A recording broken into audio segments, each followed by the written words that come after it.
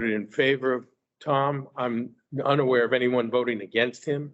I think it was just an oversight, but I did want to make that correction. So the minutes need to be corrected to say 6-0. Excuse me, Doug. I'm pretty sure Frank was away for that meeting and we couldn't contact him. Is that correct, Frank? That is correct. So the vote remains the same. He was not there to vote. 5-4, 1 abstention. Doug, Is that correct? No. But could it be reflected in the minutes that Director Daley wasn't present because he was present for all the other votes? I believe that should be added to the minutes. Okay, no problem. Let me make sure we understand. So you'll add a statement to the minutes that Director Daley was not available at the time the vote was taken, Correct. and that the vote count was 1 abstention and 5 in favor. Okay. Steve, That's fine. Thank you. you see? Yes. All right, please make that change and I'll accept the motion to authorize the minutes as changed by that particular update. So moved. Is there a second? Second. Any further discussion? All right, none. I'll call the question. All those in favor of approving the minutes as changed by our discussion for the past couple of minutes, please say aye. Aye. Aye. Any opposed? Any abstentions? Record accordingly. I'll entertain a motion to accept the minutes from the October 20th special meeting. So moved. Is there a second? Second. Any discussion? Seeing none, I'll call the question. All those in favor of the accepting the minutes from the October 20th special meeting, please say aye. Aye. Any opposed? Any abstentions? Record unanimous. I'll entertain a motion to accept the minutes from the October 25th special meeting. So moved. Is there a second? Discussion. Seeing none, I'll call the question. All those in favor of accepting the minutes from the October 25th special meeting, please say aye. Aye. Any opposed? Any abstentions? Please record unanimous. I'll entertain a motion to accept the minutes from the regular special meeting from November 10th. So moved. Is there a second? Second. Any discussion? Seeing none, I'll call the question. All those in favor of accepting the minutes from the November 10th special meeting, please say aye. Aye. Any opposed? Any abstentions? Unanimous. Next item on the agenda, the announcement of email votes that were taken. Stuart? Yes, on an email vote conducted on October 24th, Bernie McGorry was appointed as chair of the Strategic Planning Committee. The vote was unanimous, 7-0 to appoint. Thank you. Any questions, concerns? Will that be included in the packet that's put online? It wasn't in this packet. I didn't see it in this packet. That email vote, usually we put that in the packet. So are you saying that in the packet itself, meaning and you want the application recorded and kept as part of the packet? Well, the motion to approve that packet, we usually put those motions in the packet. Okay. And they go online. Suggestion accepted. Would you please add that motion to the minutes for the meeting so that it's reflected and preserved? Yes, I will. Any other questions? Concerns? All right, next item. President's remarks. I'm going to read a statement on behalf of the board. As I'm sure everyone is aware, there's much attention surrounding the Gavin Knupp tragedy. One can understand the frustration given the length of time that has passed without information from the state police regarding the details of the incident. I and many others cannot fathom or even pretend to understand what the family is going through at this time. Over the last several months, there have been posts and comments on social media to have the board remove the Madort Company as the management firm for OPA's food and beverage operations.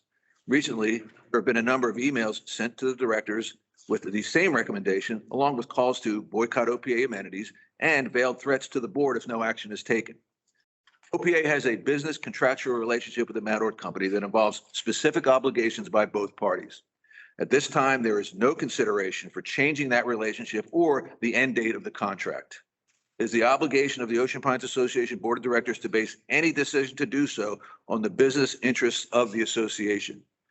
Regardless of how some people feel about the matter, major decisions affecting the association must include consideration for how the overall community will be affected rather than a subset of the membership. I understand and respect everyone's right to voice their opinions and boycott facilities as they see fit. However, these actions in and of themselves are not the basis for an important financial decision. I respectfully ask that at this time you consider and understand the board's position on this matter. Next order of business is the Route 90 presentation. Unfortunately, Patty Stevens is not here. I don't know whether she got, oh, I'm sorry. There you are, Patty. My mistake. I didn't see you walk in. My apologies. Patty Stevens represents the Worcester County Bicycle and Pedestrian Coalition and has been heavily involved in the discussions regarding the Route 90 bridge. And we've asked Patty to come in and make a presentation regarding that. Patty, thank you. Good morning. Thank you so much for inviting me here today. I appreciate the opportunity to talk to the Board of Directors about creating safe places to walk and bike in Ocean Pines, including with the potential connection and of expansion of the Route 90 bridge. Is the clicker here or do? John, do you have the? Linda, I believe Linda is coming to the clicker. Linda, could you do next slide? I am the chair, as Mr. Park said, of the Worcester County Bike and Pedestrian Coalition. That coalition is not a not-for-profit organization. We are indeed just a coalition of local government representatives from the towns and cities within the Worcester County, as well as the county itself, and community nonprofits, including the Lower Shore Land Trust, Eastern Shore Land Conservancy, the Eastern Shore Mountain Bike Association, and we have been meeting since 2020 to identify ways to work together to improve the safety of walking and biking in Worcester County and to increase awareness among drivers, riders, walkers about safe ways to share the roads and to access grants to expand and improve these amenities. You may know us because we host in each of the towns during National Bike Month. We host community bike rides, and we've had a wonderful bike ride the last 2 years during May in Ocean Pines here with about 60 bikers that leave from the Racket Center and cycle around the community. When we do that, we collected feedback from riders and also on days that we did community walks on what things could be improved in our community, what people liked about biking or walking in their community and what things could be improved. They're very similar to the comments you've seen recently on the Rec and Park survey comments about wanting more places to walk and ride off the road, trails needing improvement, those sorts of things. So that's what our coalition has worked on. And we've been really successful to date in advancing those things. We've just learned that the county got a grant to put a separated trail along 611 that will go from Route 50 to all the way to Assateague Island. They received state grant funding to do the feasibility study. The town of Berlin is applied and waiting to hear on a trail that would go from the Heron Park, that park area that was donated to or that the city town bought, that would go all the way through Berlin off the road out to 113. And a next phase plan is to do a similar trail on Assateague Road or 376, which would then connect Berlin to Assateague. So we're trying to think about big picture connections that will really enhance walkability and bikeability in our community. Currently, Worcester County has fewer miles of separated trail than any other county in the state. And that's because it hasn't been a priority here. The only road separated trails that exist in Worcester County are the one at Assateague Island that runs from the state park to the national park, and the boardwalk, which, as you know, is not very easily bikeable during a good part of the year because it's so crowded. So my point here today is to talk to you about what could Ocean Pines do to improve safety of walking and biking, and in specific with the Route 90 bridge planning that's coming on. Linda, next slide.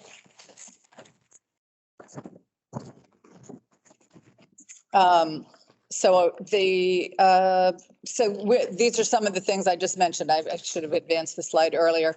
We're working on some rail to trail project work. The South Point Homeowners Association is currently working with Chop Tank and the gas company to use their easement to create a trail from their launch, from their public landing out to 611. The towns of Berlin and the towns of Snow Hill have engaged planning firms and received grant funds to do community planning to make their towns safer for walking and biking. The Route 90 bridge advocacy is what we're talking about today. There's one picture as an example of a road separated bridge in another community that is similar to what we're talking about here. So next slide, Linda. And here's some examples, and I think you all will get this slide deck. You can click through and look at what some of these other communities are doing to be really planning and proactive for safe walking and biking. I won't take you through them right now. Next slide. Okay, how does Ocean Pines rank in walkability and livability? There are national rankings that are done that are tracked by organizations that work on walk and bike advocacy that score communities on how easy they are to walk or bike, how car dependent they are. These scores are often used in real estate listings. They're used in community, when communities are described. The walk score is the box on the left, and it lists Ocean Pines as car dependent and gives us a 5 score. That's a score out of I believe the score is out of 10. Almost all errands require a car. And the score of 25 for bikeability is out of a potential score of 100. So it's a pretty low score. It says that they use an average, and you could change where you put where do you want to go. I put on this from Berlin to Ocean City because that's a place many of us go many times. And it says that is not a safe route to take, obviously, by walking or biking. The second rating is a community livability score that AARP gives. And this is, again, done nationally, and it lists us as a 50 on livability score. We have many factors that are very positive about our community. Access to healthcare is one, the age of our households, those sorts of things. But the ability to get around safely we get a very low score in that. So those are the things that I think we could work on and do better. Next slide. Oh, and also that it said at the bottom of that slide, the feedback in the surveys that you've done as a community, and the Rec and Park survey, and also the surveys we took on after the bike rides and walks, say the things that those scores indicate. They say that, our trails are not well maintained, that crossings are not marked for safety, and that more could be done to set aside. For example, we have the shoulder of the road on the parkway, but there are often vehicles parked there, other obstructions that are parked there, or utility holes that are cut that make that less safe. So we know what the problems are. You have that information. So what are the positive impacts of making our community safer to walk and bike?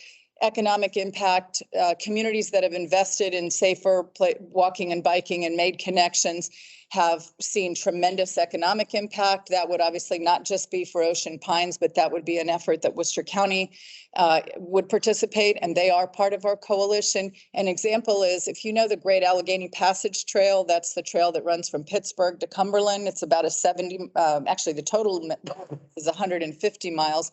A lot of small towns, coal towns, steel towns that were really struggling economically, they have in their economic assessment indicate an $800,000 per mile impact per year because of these trail connections. People that have been brought to the community, employment that has increased, businesses that have started, health impacts.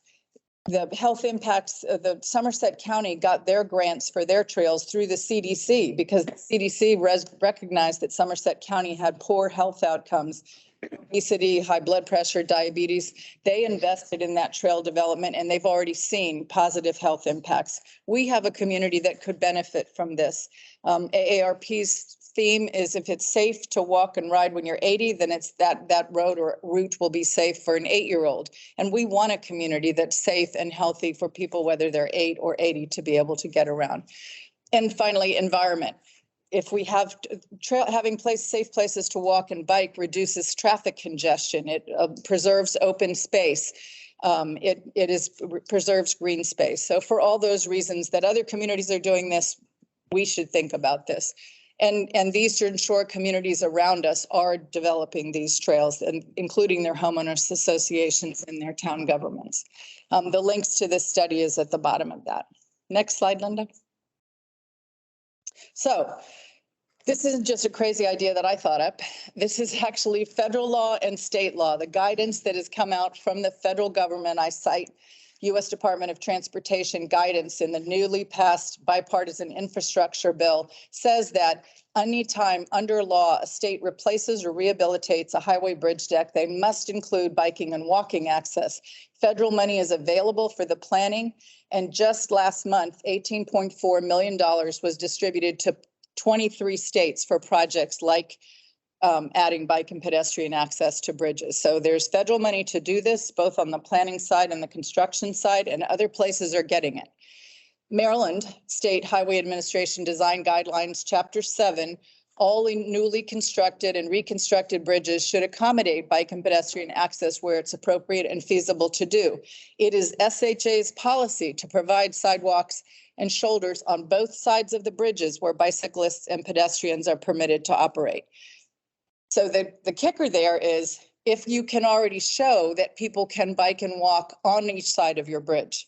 So we have to show not just that the bridge would have access for biking and walking, but that people could get from our community to the bridge, from the North Gate, from the South Gate, from places beyond Ocean Pines on both sides. So that's really the issue here that is, we say, well, this is state highway, they have to do their thing. What does that bother us?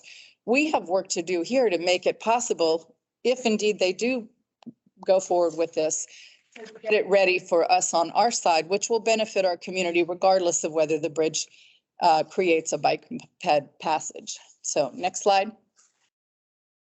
This that example that was on the left is the left side bridge is the Woodrow Wilson Bridge, and the right side bridge, I think, was the Indian River Inlet Bridge, which is also this one. How many of you have ever ridden or walked across the Indian River Inlet Bridge?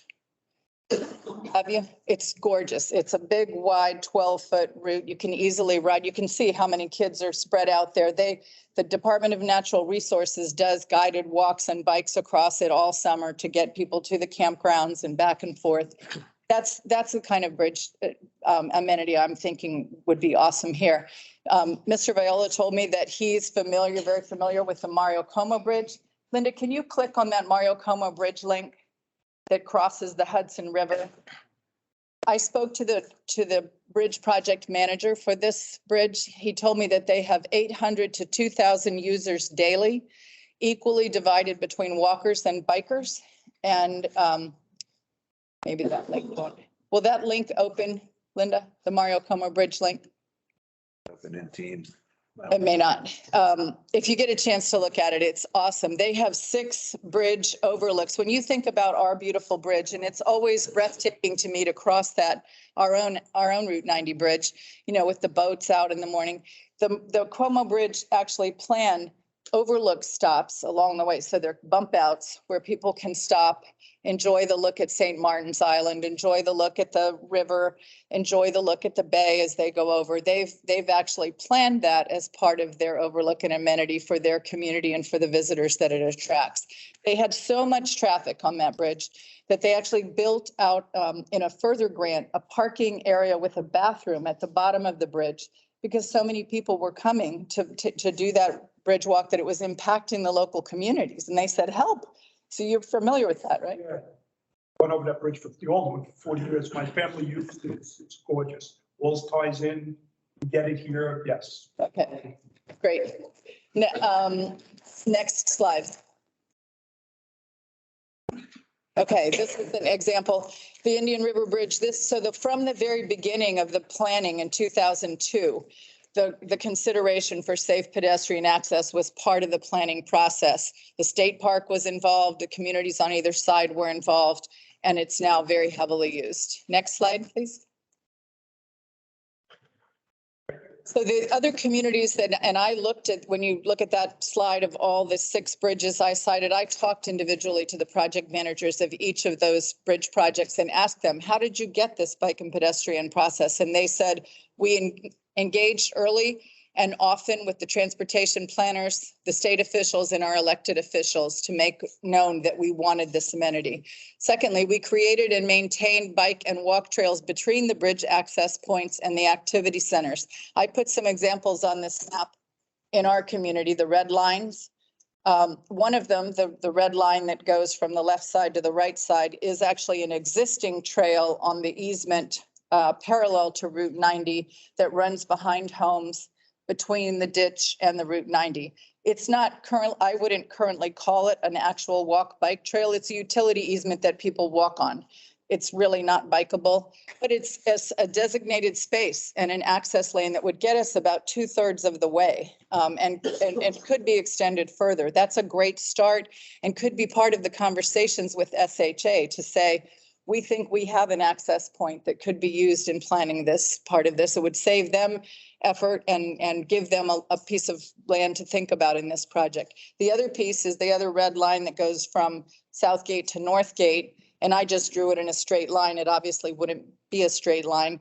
That would go from perhaps in front of the post office by where the Taylor Bank is to where you get to the bridge, and then from the other side of Northgate in front of the medical center building, or perhaps behind that. But when the bridge is created, to create some kind of an underpass similar to what's at the golf course. And the golf course is the other area that we want to think about. When that's improved, you want that bridge, that tunnel to be passable by our fire department. You want it to be passable by school buses, and make it really a safe connection for our community. So what can we do? We can work as a community with staff, board, and volunteers to improve the walkability of our community now, including with consideration for connecting to the Route 90 corridor. Next slide. These are some of the options. How many of you have gone on the survey website and looked at these options? So you'll see that it's kind of hidden unless you click on the third green dot on those different segments, 1B, 1C, 2, 3, and 4. You don't see this option that shows a shared use bike path, which is on each one of these options. And there's a note that says shared use path can be evaluated with the various concepts. And Jeremy Beck has told me it's fully on the table for consideration if there is indicated interest and collaboration on making that happen. So that's the town of Ocean City and Delegate Hartman have both indicated that they're willing to support this as long as they get a 4-lane bridge crossing, not if one of the ones gets implemented that has 1 lane coming out or the mixed use lane in the middle. They've said unless so my thought is we should be supporting the 4-lane option as the best traffic flow, not just for bikes, but for cars also. Next slide. At option 3. I think both, it's both 2 and 3 have a 4-lane option. Yes. With regard to the survey, I think you mentioned the other day that the survey is still open. It was supposed to be closed by the 5th, but now they're leaving it open until the 30th of the month. Correct. Senator Carrozza, after actually the meeting we had at the library, said she really thought it was necessary to get more input, and she contacted State Highway Administration and they extended the comment period till the 30th. Thank you, Doug, for pointing that out. So what do I think Ocean Pines could do? And this is not me, Patty Stevens, as an individual. This is based on the research I've done on what other communities have done with these kind of projects. Review the project plans and potential designs and give input as the community. Individuals are doing it, but what does the community say we think would be the best option for our community? That's number 1. So respond to the survey. Number 2, draft a letter outlining the things that our community thinks is important, including things like making it safe for fire trucks and school buses to go under, making it safe for the ramps to be passable by pedestrians and walkers, and also considering the egress options in case of an emergency. How is that outflow going to happen if there's an emergency that requires evacuation of Ocean City? Are they all going to dump onto 589 and now we can't get out? You know, so those kind of points that our community would want to consider, I would think would go in a letter from Ocean Pines to the project team. We look forward to working with you, but here's the things we care about and we're interested in knowing. Formal work group, similar to what was recommended this summer. by the Strategic Planning Committee that could include board members, a staff person or two, and knowledgeable community members that could work on this project, not just the Route 90 piece, but bike and pedestrian safety and improvements in Ocean Pines it should be an ongoing issue. It's been a priority in all your community surveys and in many of your conversations. So form a group to work on that on an ongoing basis. And then budget for staff and or consulting assistance that could help with this project going forward. Many of these towns and communities have engaged, and there are wonderful planning firms that do this work to look at how do we make our communities safer and more walkable and bikeable, and what kinds of things should we be thinking about for this project, but just in general. And then communicate with our county commissioners. Both Delegate Hartman and Senator Carrozza were at the community meeting. Senator Carrozza's chief of staff. They said, you don't have to write us. We're completely in favor. Don't load our mailboxes. But the county commissioners, I think it would be important for them to hear from Ocean Pines as an association that we think this is important. Finally, last slide, Linda. Just if you weren't aware that what's possible and what can happen, this is the proposed rail trail in Virginia, 59 miles that's planned, and the rail lines have already been pulled up and the trail is already being graded from Hallwood, Maryland, all the way down to Cape Charles on that rail line. Their communities advocated for this. Their planning commission advocated. Their local congresswoman allocated and set aside money. And those rail lines have been pulled up and they're grading that trail. Why are they doing that? Because they know it's going to benefit their communities. They know it's going to benefit their health, their economic development. We could bring that trail in Worcester County with only an 8-mile investment, which is the little red arrow at the top. We could connect from Pocomoke and enjoy that whole 49 miles of trail with just a very small investment. And the Worcester Coalition is working with our elected officials to try to see that that happens. And last slide. So if you want to get involved, follow us on Facebook. I post opportunities for events and activities and also legislative and movement that's happening. Be a safe walker and biker and driver. Observe the roads and share the road with you. Volunteer to help with our community rides. And if you have thoughts and ideas, please email me. It's there, both my personal email, which I think you have, but the wcbikepedsafety@gmail is the coalition's email. Patty, thank you very much. Any questions for Patty? Yeah, thanks. Patty, I enjoyed the presentation at the library a few weeks back. I thought it was very helpful. One question, well, like maybe two questions in particular. One is other communities in and around this area in Worcester County or even outside of Worcester County that are similar to Ocean Pines.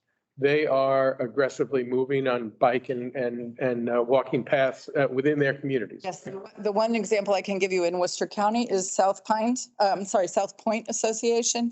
They have worked as an association with Chop Tank to and have a cooperative agreement to use the utility easement that runs all along that entry road that comes off of 611 all the way back to the water. Mm-hmm. With Chop Tank, and they're in the process of applying for grants. I'm actually working with them on grant development for a trail that would go along. They're focusing on the land that they have permission to use first. Then there are some segments that will involve private property where they have to work on obtaining the easement permissions. They are actively working on that. The community that you may be familiar with in Rehoboth and Delaware, on that, if you do that breakwater trail that's between Lewis and Rehoboth, cuts through two big, beautiful, relatively new neighborhoods. They designed the bike trail actually down the middle of it would be as if down the middle of Ocean Parkway where our trees are. They planned a bike lane with the county and the state so that it would connect to the bigger rail trail lines that go to Rehoboth and go to Lewis, but that through those two HOA communities, as they were developed, they built that bike lane through there. So those are two local examples. So just to be competitive with other similar development, we're required to be more involved than we are right now. Absolutely. Absolutely. Second question. Offhand, what is required of Ocean Pines in order to address our internal, within Ocean Pines, our internal bike and hike, walking paths so that we can easily connect to whatever is ultimately done with Route 90. In other words, Route 90, for instance, with the overpass near the golf course, where to some degree, we want that issue addressed. But we also need what for us is an underpass. And I assume access to the lanes that would be available to us from that point as the north and south point. So my question is, how do we go about addressing our own hike and bike paths so that we can get access to the Route 90 changes as well as improve the ones we have now? That's a great question, Steve. I think the first point I want to make is this timeline of November 30th. We don't have to know the how and what's going to happen. The point by the November 30th, and there will certainly be time for input, much time for input to this project. The November 30th timeline is to say, hey, we are interested, we think this is important, and we want to play with you or work with you during this process. They have rafts of engineers and consultants that will help work with us during the design, setting aside and designating that there will be a process within Ocean Pines to work with that project team would be number one. That was one of the recommendations. And I think number two, to make this really a bikeable, walkable, safe access community, I would think about engaging putting some money aside to do some planning as towns of Snow Hill, Berlin, other HOAs have done to make our community safer. There are experts that do this, that would do assessments of our community. And I'm not talking huge, millions of dollars. They can come in and do that kind of access and make recommendations based on what we have now, with considerations for how those could be done with resources that we have now. And that would be my thought. Some of those resources might include potentially some state funds as well as. Absolutely. There are state funds, there are federal funds. And you can look at the links on the page that I had for the town, both the town of Snow Hill and the town of Berlin have done master plans for walking and biking. They have, with Tool Design was one. So Ocean City has also used them to do recommendations, and they give you whole schematics of here's the best place we think that a crosswalk would go. Here's where we could put an underpass to connect these two activity centers. That's the kind of analysis that they do. Okay, thank you. Mm-hmm. Any other questions? May I say something about the lady? Certainly, I'll open the floor, please. All right, I'm a big bike rider, lady, I know that. and I had twice accident, okay, and that was on the street where the yellow line is in the middle.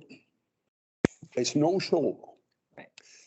Same thing on Gray Road where we had the last two accidents, I think so. What you have to do there, if you stay on the right, there's no shoulder. And the people come with the car, they go like a nut beside you. They suck you in. What I do, I ride in the center of the street. He has to slow down. That's the whole thing. You are a brave man. It's here in Ocean Pine. I know here in Ocean Pine, we got a line. We, in fact, 2 years ago, we had to call police. We had problems with a guy. We ride in that little spot, 3, 4. But sometimes you go over the white line. This is the and here, but what he says, when I come underneath the bridge, under the 90th Street bridge, when I ride on the parkway, 100 feet before the bridge, I'm going to center of the road. Yeah, that's a good idea. So that's what I'm saying. A lot of people don't know that if you got a 2-lane like Quay Corner Road, is that called? Grace Corner. You have to ride in the center. You have to stop that guy. There's a lot of places where you'll see in Worcester County and other places where it actually says bikes may use full lane. And that's for exactly the reason Dutch describes, because there is no shoulder and you have no room to get over if something happens. So that's exactly true. I brought you, we also provide safety lights and bells and stickers for very much. J1 students and others so that we can see them when they're riding on the road. Thank you very much. Here you go. So thank you, Patty. Thank you for all the work that you're doing, Thank and you. we really appreciate it. Thank you. Wonderful.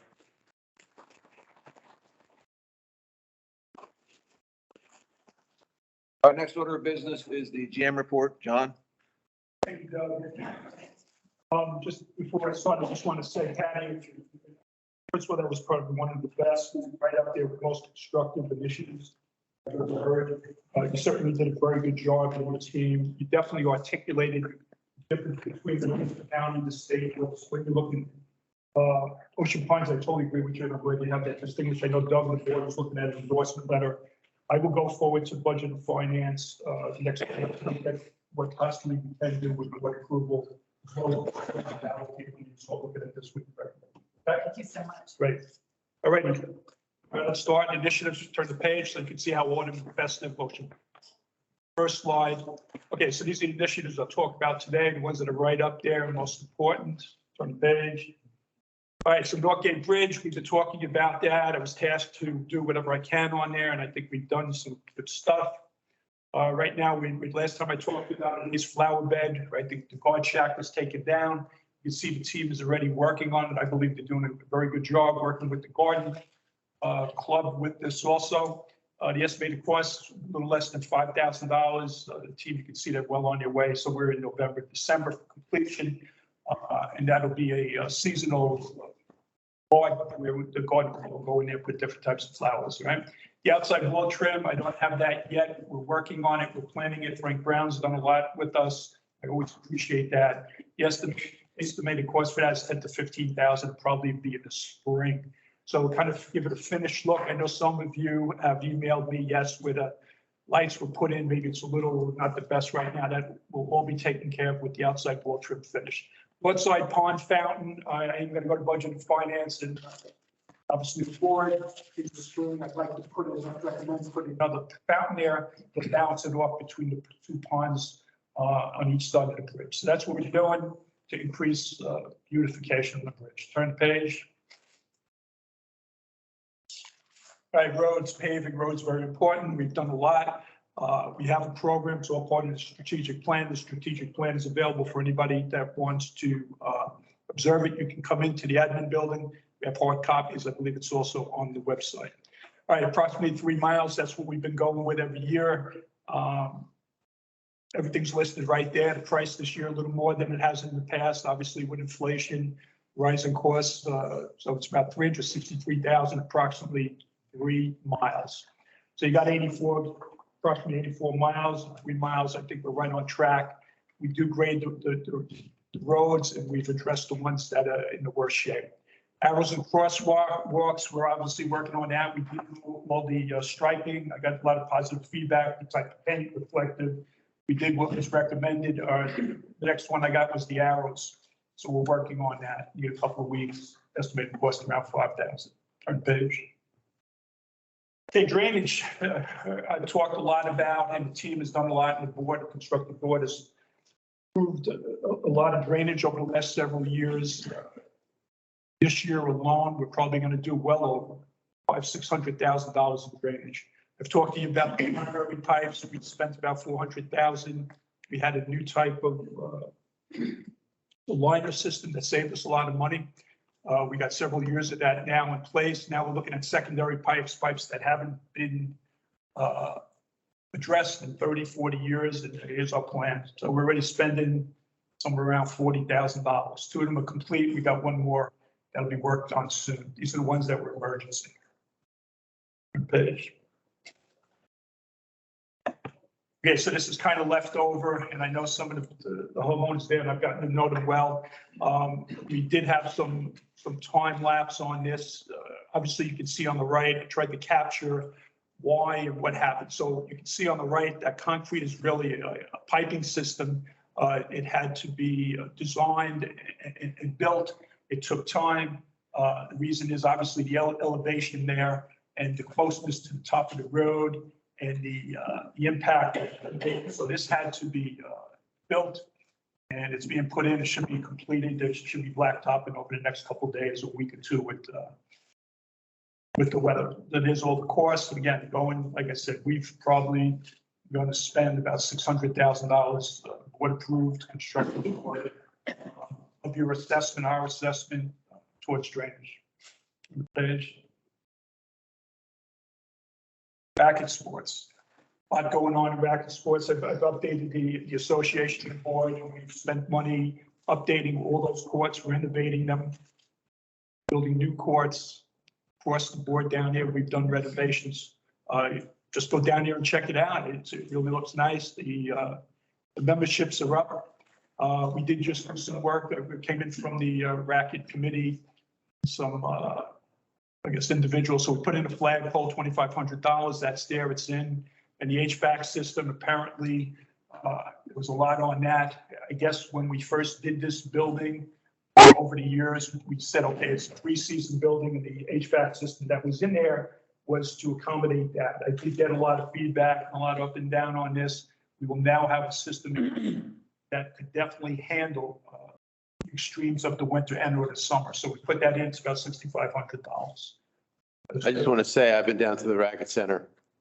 My goodness, that place looks amazing. Your group has done a great job getting that done. And Word and everybody else. Yeah, the first thing I did, I went down there 4 years ago, Stuart, when I came in, fences and everything, and same plans, they've strategically like we did on the golf course. Thank you. I turn the page. Open positions. I know I've been, obviously, whether it's lifeguards or whatever, this has been a top priority for the team. I just wanted to give a little update on this. We have made some progress. Obviously, a lot of it is a function of the economy of, whether it's regional, national, it's not just a local thing. So the team has made progress. Like I said, what I call mandatory meetings, we have a weekly to go through with HR and with the communication committee, as well as the department head. So we have made progress. Chief's made progress. Prior board meetings, we talked about the police, and they've had open positions. And throughout the 15, 20 years I've been coming in here, I've heard that.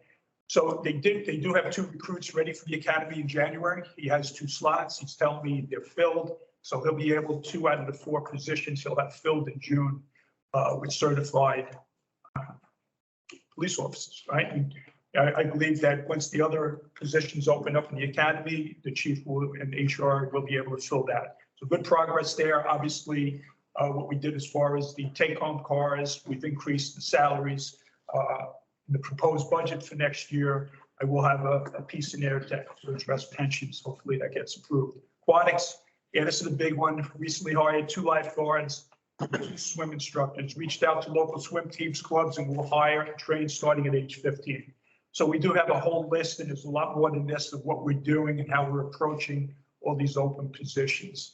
Again, aquatics, lifeguards, it's a national situation. I hope it turns around over the next year. Progress on hiring. Several people interviewed and background checks are pending. So the update I received on Thursday was 3 full-time and 1 part-time position. They've interviewed and hired subject to the background checks. So that pretty much puts them at this time of the year with the 5 or 6 positions they have open. So a lot of progress there. Turn the page. Of course, there's a cost that comes with it. Ocean Pines Volunteer Fire Department, and I appreciate it. Chief is here today. I know Ted is online somewhere. But give a little update on the work group that we put together to address fundraising, feasibility studies, and everything that really should be done before we even start to address a new building. So this is what I've updated everybody on. In the past, we issued an RFP for consultant feasibility study on 9/26 to 7 firms plus some individuals. Questions and responses were accepted. Proposals were due and were received by 10/31. What I'm coming forward today, I had said that I would come forward today. The team would with a recommendation.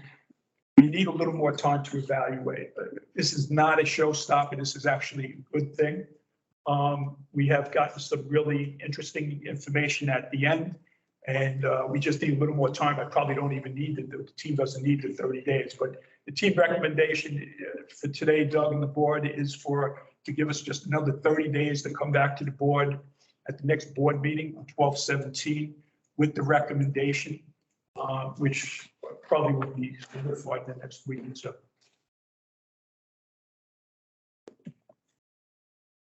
Okay, a lot of good stuff there. Trust me. Chief, anything?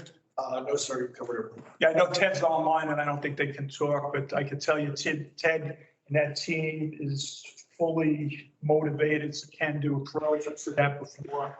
A lot of good stuff coming out of them. I'm glad to be a part of it in that team. All right, planning committee survey. So Linda was going to do this one, but the surveys, when you talk about the strategic plan and the different tools involved with the strategic plan, some of the tools we've implemented and we're utilizing are survey as well as pricing and other benchmarking, which is done by Julie and Josh. But the surveys are out there. I just want to give a little summary on the 4 that have either been completed or just about completed. So golf, racket sports, rec and parks, aquatics, you can see the amount of responses, and Josh checked with Bernie on what's a good number to pretty much get some good information out of it. The overall customer service satisfaction levels for each amenity are right there. I take it as very positive. There's a lot of good input there. There's a lot of input and guidance, or whatever way you want to call it, that we're utilizing for the budget process. The full results of each survey, generally around 10 questions, were summed up for me and sent to the department heads as well as the appropriate committee. So I definitely think it was a productive exercise. Turn the page. That's a little bit more on this. Results for final service. Okay, so that's pretty much telling you about it. All right, turn the page. Financials. All right, so let's talk about the financials. These are the financials for October. The financials, as I always mention, are signed off by, under my realm, signed off and critiqued and reviewed at every level with every department head, as well as with finance. Steve and his team have done a lot of good work on it. So let's look at the month of October, continuing the trend that we've seen for the last 2 or 3 years, as well as we're favorable to budget, $77,000. That number would have been a little higher, but I did put an accrual in there for a certain situation that's pretty current. All right, so 77, let's talk about that as well as the year-to-date. Turn the page, and you can see again, it's expenses and revenues favorability. All right, so where are we year-to-date, October? So what are we, about 7 months in? We're $823,000 favorable to a budget. Remember, that's a budget last year that had a $100 plus or minus favorability decrease for that year. So we're still favorable, $823,000. A lot of it is, look at the revenues, right? Revenues, I've been talking about organic growth revenue. It certainly has continued. Some expenses, some are up, but we're basically doing more with the same amount of expense. A lot of it is reallocation of expenses. And there you go, 823. I'll get a little more detail now. Turn the page. Turn the page. All right. So Steve is prepared, and it does it each month. He breaks down by amenity, by department, where it is 77,000, what the favorability or whatever the unfavorability for the month. This is favorable, as we should report each month. So the police at 25,000, yes, that one is open positions. But as I mentioned before, we are making progress on it. Rec and Parks, 24,000 favorable. She did have some new initiatives that generated revenue. There is some timing in there, so that'll probably balance out over the next couple of months. Pickleball. Well, we just talked about everything that's been done down there. Obviously, it's starting to show up in the numbers. People golf, build it, do it right. There also is some, management there, and management structure has been addressed. It shows favorability. Okay, there's a 10,000 for the different departments. A lot of that's timing. The clubhouse grill, this one I'm pretty excited on. I know Matt orders also, Judy, the NFL ticket on Sundays. We've advertised it. The Matador company has come up with specials. The prices are great. We have TVs. We added 2 more TVs. We have basically every game on. The food is terrific. The prices are great. I can tell you, even this room is open. When the Ravens and every other team, local teams are on there, probably do about 120 people there. So really excited about that. Aquatics favorable. There's some expense reduction. Beach parking. I don't know what to say about beach parking. It's an oil gusher. Yacht club. Okay, so there was a little unfavorable, but I want to show you for the year. It's right on track with last year. A little bit of this was weather. Weather, we had that one weekend, and it kind of hurt the yacht club. Not as much on golf though. Public works, general maintenance, unfavorable. Things are starting to balance out. And some of the favorability in the year, that'll be offset in the spring. The other net is $11,000. 77, let's go to year-to-date quick so I can wrap this up.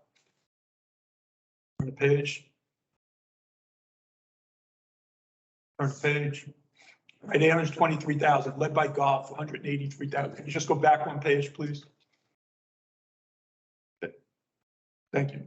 Okay, so led by golf, golf's been leading the way all year pretty much. Course is packed. Just look at the course, what happens when you put a good product out there and getting better. We have a team, a can-do team. They're in place.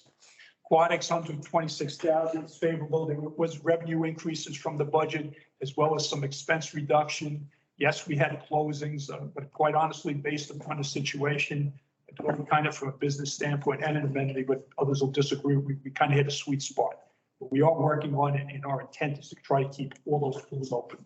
Public Works, 113,000, general maintenance. Some of that's going to be offset. We're doing the renovation, as you know, of the admin building.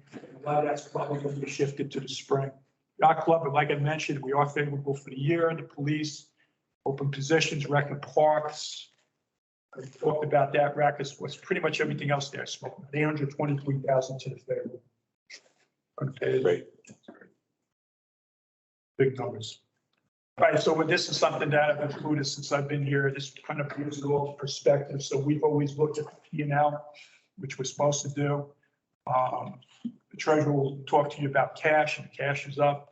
But let's look at our reserves. A lot going on out there. So we've done a lot. I've sat here. I told you what we're doing for drainage. The board approved with everybody BNF. But probably this year, where we are this year, we're going to do over $1 million for drainage and roads and the bridge. Over $1 million, right? So what's the assessment? $8 million, $9 million. So right there off the bat, you can do over $1 million for that. So here, just go down to the bottom so I can pretty much sum this up right now. So if you start over there on the left, you got the 10/31/22 balance. It shows you by fund. And top right corner, 6.1 million was at the beginning of the year, and we're at 8.8 million. So with everything we're doing, we're still increasing our reserves are high. And I'll talk more about that throughout the year. Turn the page, but I'm just showing, putting it into perspective. Yes, we're spending more. More money in reserves. Okay, so this is the forecast. What we're doing, I've asked Steve to do this. We've been showing it. So it kind of goes left to right. This one's a little different from what I'm accustomed to, but Steve does a great job on it. But again, if you go down on the bottom, first column, you can see what we're forecasting at the end of the year, right, 12 months, is going to be an increase. Look at all the money we're spending. I mean, if you go into the expenditure column, and yes, I do have the 500,000 up there, the marina. As you know, that was emergency. Teams all over it. That's something that should have been addressed years ago, but I believe that we will come through this. So there's all the spend. That's the projected spend for the rest of the year.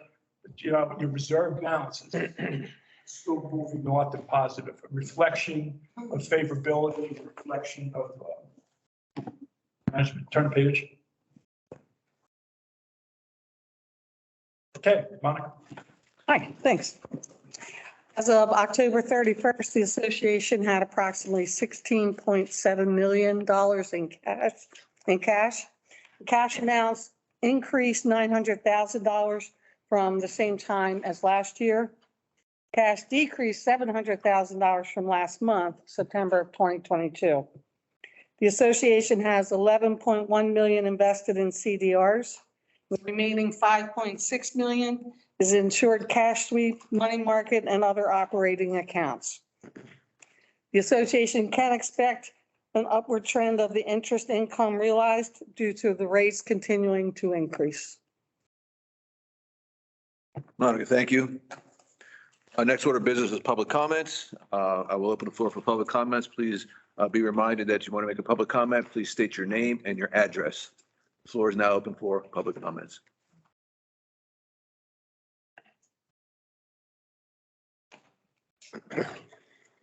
Hello.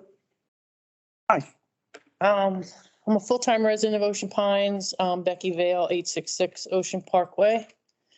I've been a supporter of this board for years. You guys have turned it around from where we were financially. But if you think of this community from an adult perspective, that was pretty much the focus of this presentation. We have a young member of our community that was senselessly killed, murdered by a hit and run driver. That family is a part of our community. Sometimes we have to think from the heart and not from the financials. It wouldn't take much for this community to rename that skate park in Gavin's name. He's a member of our family, our community. It's not connected to anything to do with who's guilty and who's not guilty of his death. It has to do with a member of our community and our other younger members of our community that are friends of his. That skate park would become a therapeutic place for them, become a place where they would gather, they could heal, a place for the family.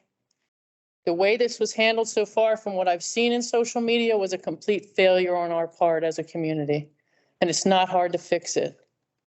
Supporting the renaming for Gavin is nothing more than supporting one of our own. It has nothing to do with the yacht club or any other restaurants. It has to do with our children having a place to heal and feel support by the adults in this community. And it's about time we did something for our youth in this community, and that would be a good start. Okay, I know that you guys volunteer your time. You're a resident just like I am. You're no different. We put you in office to do what's best for us, and you're a part of that. So I am asking the board to vote or put it out to the community to rename that skate park for Gavin and for the other kids in our community, because they need it. I've been in a school system for 28 years, just retired. I was in the counseling field. Kids need a place to heal, and that would be it. That's all I have. Thank you.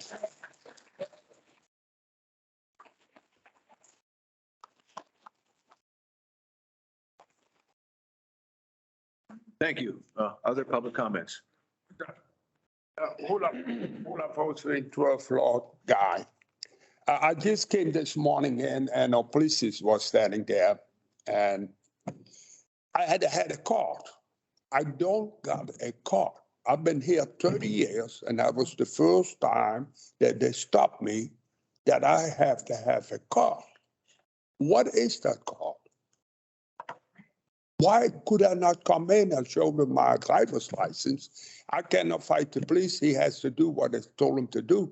But what is the card I need to get in? What did I need? Don, go ahead. Judge, I'll talk to you afterwards. Let me talk to you afterwards. Oh, okay. Yeah, it's same. Now, wait a minute. I'm not, yeah. Excuse me, folks. Please, out of respect for everybody that wants to listen to what's being said. Yeah. Shouting out and causing a disruption is not going to move forward properly. And I'm just asking for your cooperation, asking to make sure that we do indeed follow the decorum that we are required to follow based on our governing documents that conduct this meeting. So I appreciate your. I appreciate that, President. It's, I've been always here the most time. And I can, when the police stop me, I cannot get in and I listen to what he says. I'm not here to make trouble. But Joe is going to tell me, but I've been here 30 years. And when they asked me to pay the $800, I write the check out. So, and then I could not come to this meeting. I felt a little bit pushed back. But I hope so that I can get with Joe Monday. I'll be there Monday after church, Joe. But just a mention. I don't know if anybody else don't got a call. But your concern is understood. Thank you. Other public comments? Good morning. My name is Paula Gray and I live at 88 Windjammer and I am a resident. Please don't take a deep breath. This has been timed. Our last election was a disgrace. Our investigation of it was a farce. This is not a request to overturn the election. Thank God we landed up with good people in a good place. We'll never know the results. It's best left undone, but the performance of the board has been exemplary under all of these innuendos. However, I am not here to beat a dead horse. The last election process was apparently buried in errors. Errors which we have never, as residents, seen identified, and we don't know if they've been corrected. What happened to the one ballot, one lot? Why did we, before the end of the voting period, publicly learn that ballots were not being received, and on and on and on? We listened to various excuses and explanations. We have sat through recounts that verged on the ridiculous. We were permitted to end and watch a recount where people passed little stacks of 20 ballots from person to person and made little sticks on tally sheets allegedly representing the votes cast and declared that was a recount. Did the ballots represent one lot, one resident, 3 lots, same owner, which would have tallied as 3 votes? Absolutely no way to tell once they were separated from the envelope. Insults to us as residents continued when we now heard that the machine counted both sides of the ballot. Marks having bled through. We heard about weighted ballots. Why did we need a weighted ballot? One lot, one vote. We expected to hear from the election committee. It was announced after they had stepped down in mass that they would appear at a meeting and tell us what happened. Their representative at that board meeting, paraphrasing, was that they had been interfered with by people and by the board, and that then in the future that should not be permitted. We were never ever disdained to tell us what happened. It might have been prudent to tell us. The request that I'm making here today is this: that the board rescind its certification of the current election committee, maybe temporarily. The board has seen fit to appoint a committee that carries with it what might appear to be extreme affiliations by some of the now members of the board. This is not my opinion. Prior to the certifications at the last public board meeting, a board member on record took exception to the acceptance process, for candidates, citing their overt affiliation with an organization. Not that they were wrong, not that we were right, but too much of an affiliation. Not necessarily perhaps in the best interest of Ocean Pines. The appointments were handled at the end of the meeting very professionally with an intro of a name read, a request for discussion, and a vote. For most of those candidates appointed to the board, in fact, for all of them that day, it was cited that two board members repeatedly dissented or abstained in their votes for appointment. No explanation was given and no discussion for those voting in that regard. So now we have an election committee that had concerns by our own board, but without a discussion, we don't know why. We're the residents. Several other candidates were not considered at all and were kept on there. Perhaps would they have received 7 votes in favor? We'll never know. It is not an obligation to discard the value of the people who put themselves in a position to be on this committee. Perhaps it might be prudent, always come with a solution, to keep a new chair or a representative designated by the board to spend the next week or so, 6 weeks or so, going through what happened with the voting procedure before, how we ended up here. The chairman of the board has already publicly announced that voting online will not be next time. It's in all of the papers. At that time, a new committee might be sought with more credentials that would fit the committee's needs. This research would perhaps be more accurate. We're not saying that the people that wanted to be on the committee are wrong. But we need to have election stability.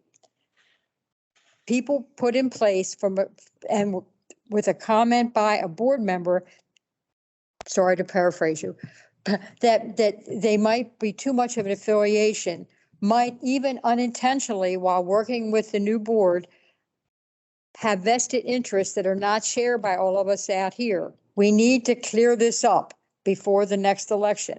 There should be no hurry to appoint an election committee. for several elections, we didn't have a committee about 2 weeks before we had the ballots named. I'm calling upon the board to remember that you have so far stuck to your duty to those of us out here. And for that, I thank you. You have held your own against all kinds of consternations and comments. As a candidate, I can tell you they can be rather hefty. But we now need to call upon you to just step back for a few minutes, thank those people who were now appointed to the committee, perhaps even consider them again. But take a few minutes to straighten this out before we have the cloud hanging over the next election. Thank you very much. I want to thank you all for, like I did last time, for those of you who serve in this board. Please, for those who are now sending me an email that said it was just sour grapes, skip that. Out of 2,900 ballots, I got 1,000, the first count. I don't know how many on the other counts. But I want to thank you all for taking the time to hold up under everything that's going on. Have a safe holiday. Be safe. Thank you. Thank you. Other public comments? My name's Betty Wildgus. I live on 24 Water Green. And my husband and I have been property owners here for 52 years. I just want to comment. I don't know Gavin's family, but I know where they are because I've been through it. My brother's 11-year-old son was hit by a car and died several days afterwards. So I know the trauma that they're facing. I think it's entirely appropriate to create a memorial to Gavin by renaming that skate park. I think it'll help the community, the family, and their friends by doing so. I strongly urge you to do that. You never really get over this, but it does help. Thank you. Thank you. Other public comments?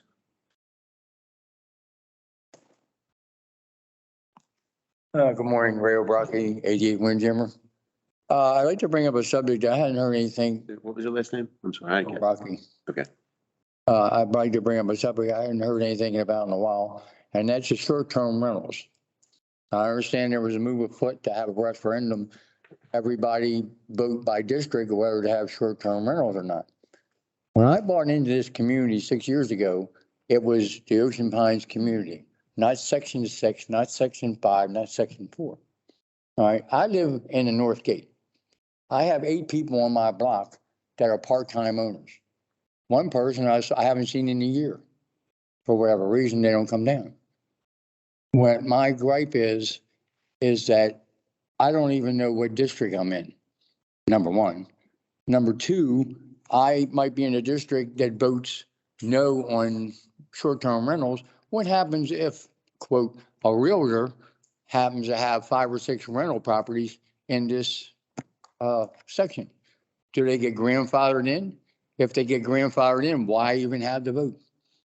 Either you have them or you don't have them. Either all the Pines have them or nobody has them. I mean, it's not fair to the communities that have absentee, so to speak, or part-time owners. All right, because a lot of times, like the person from New York who lives down the street from me, I haven't seen in a year. What do they care whether there's a rental across the street? I mean, I know the guy across the street from me's paid $550 for his house. I'm sure he don't want a rental across the street from his. And I'm sure the people in the Point or Sawgrass or the other upscale communities around here don't want them in their community either. But we have to stop trying to divide the Pines. Either everybody has them or nobody has them. Thank you. Thank you. Thank you. Thank you. And can we, there's some stipulations in the declarations of restriction that may help codify that. If you don't mind, we could take this offline and I can show you where some of that information is stored and you can reference it to maybe get a clear picture. So please reach out to me and I'll certainly be glad to help. Other public comments?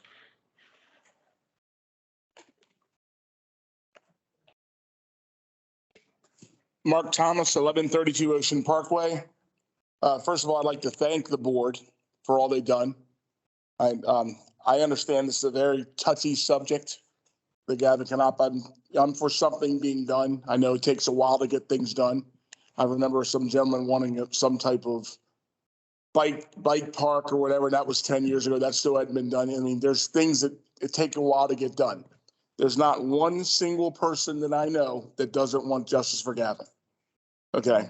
That being said, the groups, there are a few people in every group that are bad. So I'm all for people supporting it and all that, but when you become angry and you attack people, that's wrong to me. I mean, that's nothing that I would even think that would be possible in this day and era.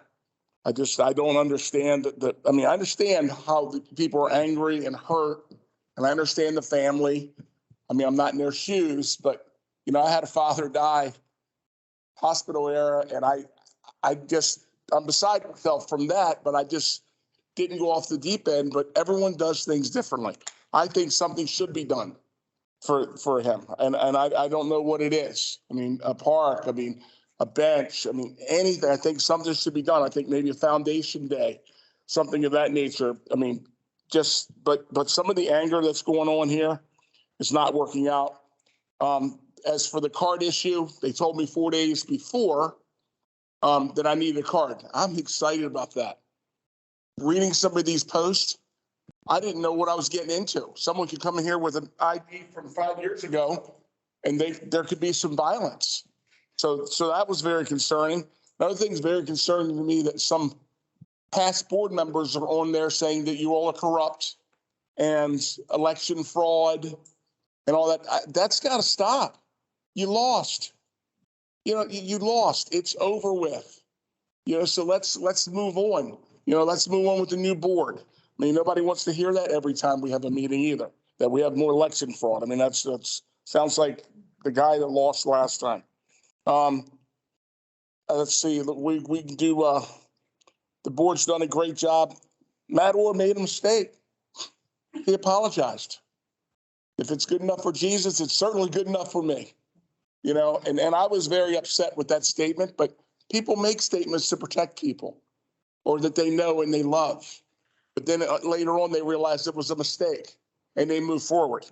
All they do is, you know, they've done nothing for this. I mean, this restaurant has been amazing. And that group's been amazing for us. I'm not putting money in front of everything else, but he's doing a good job. He's doing the best he can. Now he's dissolved himself from that partnership. So now we're moving forward with that. And it makes absolutely zero sense to me for people to stop supporting things that have something to do with Matt Orr when he has nothing to do with this. You know, I just can't believe. I mean, there's people in these 300 people can't just stop working. They can't just stop working and go get another restaurant job here. It's impossible. There's no jobs here.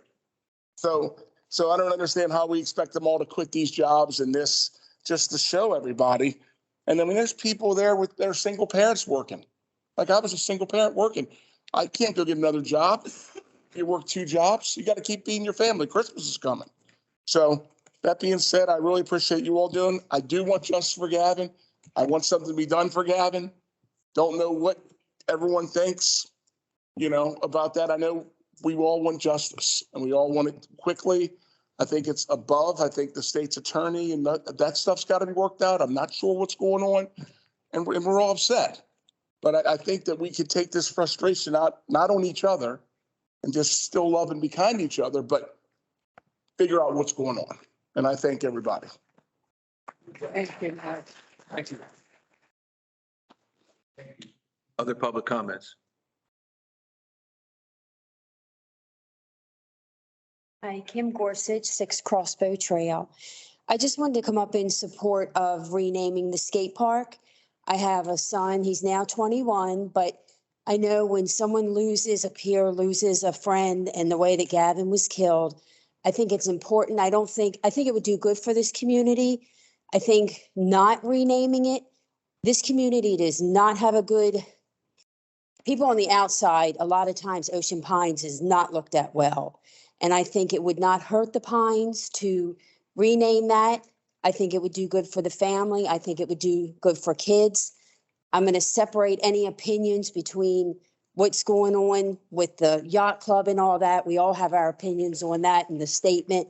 This is strictly on the renaming of the skate park. And I don't know what we have to do if it's something, if you guys, if you voted on it, if we need to do a petition, I'm not sure, but I vote for that we need to do that as a community. And it's not going to cost us anything more.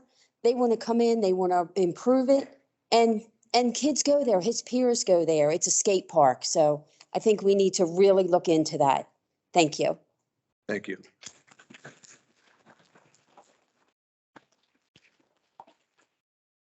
Public comments.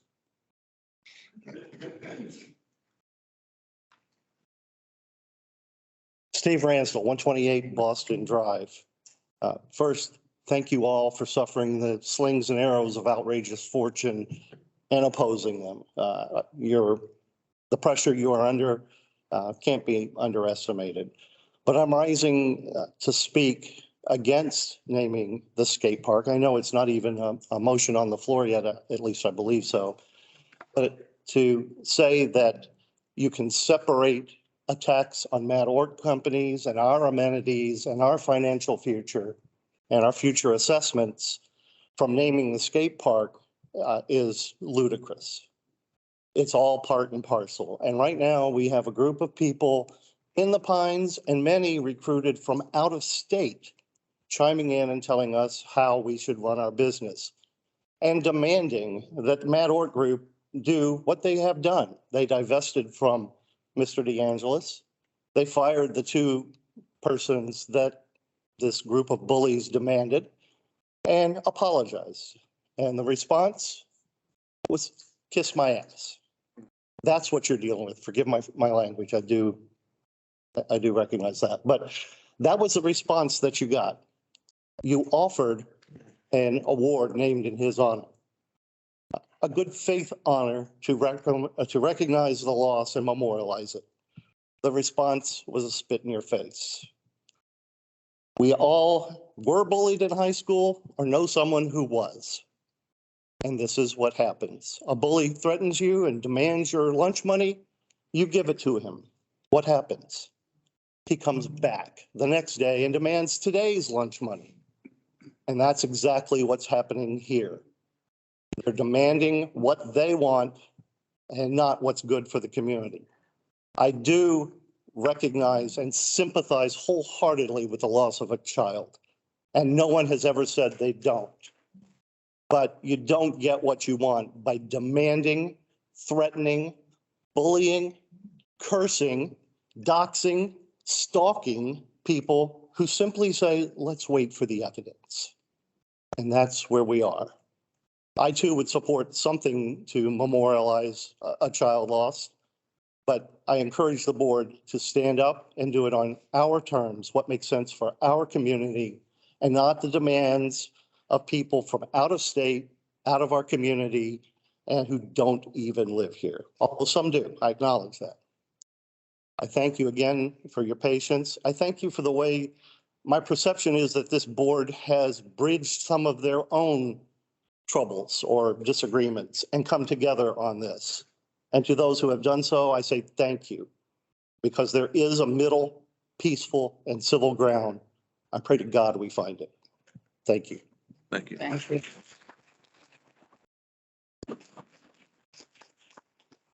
Other public comments?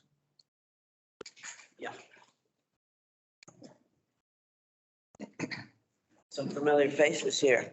Josette Wheatley, 36 Carriage Lane. I'm a homeowner in Ocean Ponds, Mr. Parks. Today, we were subject to asking for ID. Under the Maryland law HOA, you did not have any rights to ask for that, but we will have a discussion from that. First of all, okay? Secondly, we lost a very important part of our community, a child. I know you've had children, perhaps none that have survived. I don't know.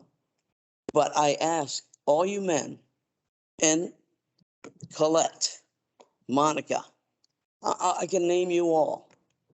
The fact of the matter is that our children in this community look at us as leaders. They don't know anything else other than what's happening in our home. We are here to rise each other up as a community so that our children can end up as good people in this society. Some folks here in the community have done that, and it's been remarkable. And a naming of a park is nothing. I mean, truly, it's nothing. But what has come out of this is the people coming together as one, as we all should in our community at the end of the day. Are the numbers important? Yes. Is whoever did this, is it important for them to get justice? Yes, but it's not for us to decide. That's going to happen on its own, right? But here as a community, when we go back home at night and the parents that are dealing with the children that are getting up screaming in the middle of the night because they've lost a friend and they don't have a resolution yet, their hearts are broken. And we're sitting here as community leaders, as fathers, as mothers, to say, it's going to be okay. Come here. I love you. And men should rise up in this community and embrace these children because that's our future.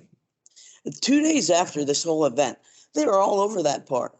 These kids are heartbroken. They've lost a good friend. They don't understand it. And it's not for us to discuss the what and the how. Laws in place, things will happen, and we'll find out the truth. And when we do, then all of you that have fought us all the way because they want a simple symbology. And it's not just, it wasn't for the parents. The children are absolutely upside down, as you can just well imagine. If it was your grandchild, my grandchild was just here visiting when this happened. I was incensed. What if that would have happened to my family? It didn't. And I thank God every day in my prayers for that, because I don't know where I'd be. But the Canucks are some brave people. Let me tell you that, because they put up with the humility. They've been asked to come up with documents showing what a great kid he was. He was 14 years old. Okay? 14. His loves were skateboarding, surfing. He was a great kid. Everybody loved him. I'm not here to sell the kid. He spoke for himself, and his legacy will continue when you guys are all gone. He will still be remembered. I'm asking you as men and women of this community to come together and put your differences aside. The numbers are being reflected because people can't believe that those that we elect are acting this way. My God, people, be a good human. Do the right thing. And embrace those that are hurting in the community. And at the end of the day, I guarantee you won't have any backlash. You'll continue to be the great John Viola that has done a great job for our community. You're here because you're leaders of us, the community. For goodness sake, take the moment, take a breath, listen to your people, because that's why you got elected. Okay? They want you to represent us. They're beyond heartbroken. And then they're subject to asking, well, you must do this, must do that, etc. And, those tears that they cry. I mean, they can never have their child back. You and me go home. We can call our kids. We can call our grandkids, tell them how much we love them. But I am so disappointed in these actions. It's not right. Put yourself in their shoes. And first and foremost, be a good human, for Christ's sake. And come together as one. It's not that much to ask. That's all I have to say. Thank you.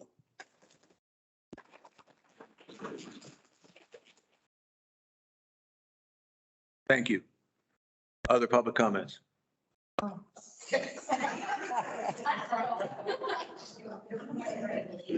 losing my voice. I apologize, but I'm Andy Davis. I live at 32 Royal Oaks. I'm a resident full-time. I also am a parent of a 14-year-old who goes to Stephen Decatur. And I appreciate the statement that you made. It was very eloquent. But even in that statement, you used the word subset. And this board and prior boards of Ocean Pines have an inordinate amount of strife and an inordinate amount of poor publicity, and the arguing that happens and the arguing that happens elsewhere that makes the papers as well really mars the community as a whole. And this is an opportunity to not think of us as the subsets that you described in your statement, but to think of us as a whole community, and to give all of those kids at that school who live here and all of the parents who live here the opportunity to feel defended and appreciated. I know that there is a lot of social media arguing going on. I'm not sure that even as esteemed as you are on our board, that any of us in here should be making judgments about people who say things online, right? But I teach high school, and if my ninth graders can rise above what is said on social media, I really think that all of you with your backgrounds, as accomplished as you are, can as well. And I would really like to ask you to please name the skate park after Gavin. Thank you. Thank you.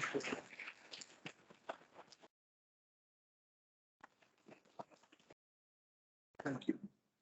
Other public comments? Please have her come up.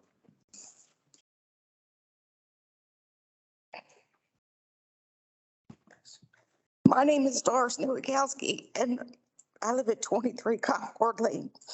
Address, please. 23 Concord Lane. And I never knew Gavin. I never knew I don't know his family, but just being a neighbor, I don't see why this should be such a problem to rename that skateboard. Is it okay for me to ask you guys, why is this such a big deal? Why can't we do this? Well, I mean, at the risk of being flippant and avoiding the question, I think the other thing that needs to be said is that for all the folks that have supported the renaming, we've also had a number of folks who are against the renaming. And they're part of our community as well. And at least for me, the differentiator is, well, then what criteria do we use or should we consider in order to rename a facility? You know, and we're not talking about, you know, a room or say, we're talking about a facility. So while I understand and certainly respect the request, I also, and I think this board, and I'm not going to speak for everybody, but there's been discussion that we also have to respect the requests of the others who have said it would be wrong to do that. It would set a wrong precedent. Now, I'm not saying they're right or wrong. I'm just saying that's the other side of the argument that we've heard, and which ends up causing us the dilemma. I think one of the other things to take into consideration is perhaps now is not the right time. Maybe it should be done at some point in the future as this unfortunate situation progresses. Now, I don't think everybody up here would say that it'll never happen, closing the door, period. I think from my perspective, it would be perhaps we should consider it and maybe look at it at a more appropriate time, because there is merit in doing it. All right. But I want to make sure we do it, me personally, I'd want to make sure we do it for the right reasons. All right. And be able to tell the folks who are not in favor of that why we move forward with this decision. Why can't we put it out for a vote through the community? Yeah. Within the governing documents of this association, members can start a petition. And a petition, if you go through, I believe it's section 4 of our bylaws, if you go through, you'll see the order in which things have to happen if you want to create a petition, which in turn, if qualified, would generate a referendum, which then would go out to the community as a whole to vote on the issue as a referendum. So you have that ability to do that. And there's no prerequisite, there's no qualifying conditions other than the names on the petition must be members in good standing of the association. Mm-hmm. Okay. I just hope you reconsider this. Thank you. Other public comments?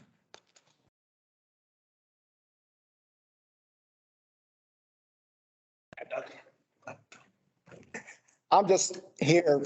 Name that. Jerry Luders. I live on 109 Bramblewood Drive. I guess I've been down here 4 years now since I retired.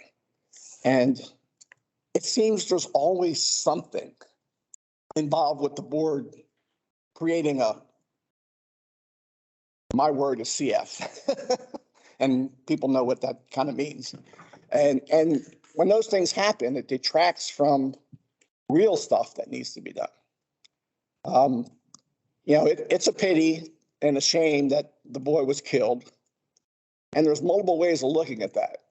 You can look at the people that are, standing up and arguing for that person, because that's the only one person who has an issue with them. He's the only victim.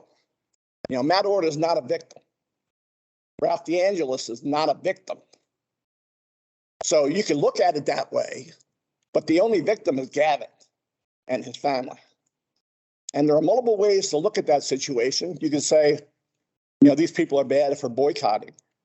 or the way I look at it is, the people who did it, why didn't they have the moral courage to stand up and take responsibility for what they did?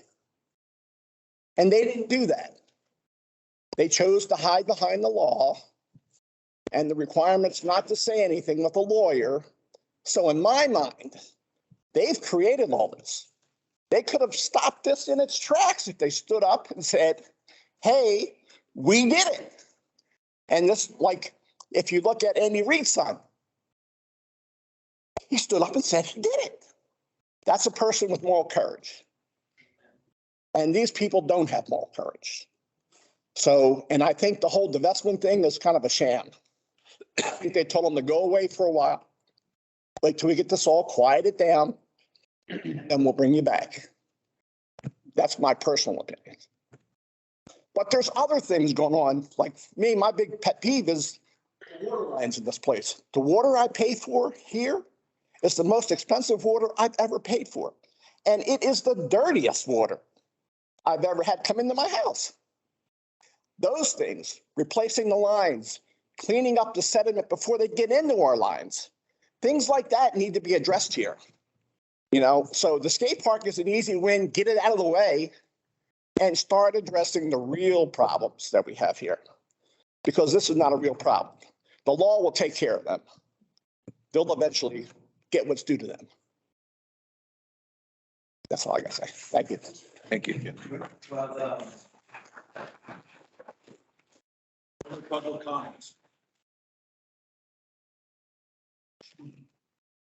Hi, my name is Kathy Bale, 866 Ocean Parkway. Just want to respond to two prior comments. One is, it is ludicrous to think that we can't separate the two issues. The restaurant issue and the legal issues are separate from the skate park issue. And why I want to support that we do have an issue with the skate park naming, and it will help our children. And I'm hearing that you want to take your time, you want to, there's parties on both sides. I'm a retired principal. I understand two sides of everything. But as leaders, your responsibility is to do what is right, morally right. You will always have people agree or disagree with what you say. And at this point in time, the community and your membership are asking you to stand up, name something. If they can name a whole Ben's Red Swings in Salisbury, we can name an existing skate park and Gavin Nupp skate park, okay? You will continue to have people that disagree. And I'm asking you to take your leadership, understand that some will not agree, and do it anyway. Take a motion, discussion, put it to a vote. Thank you.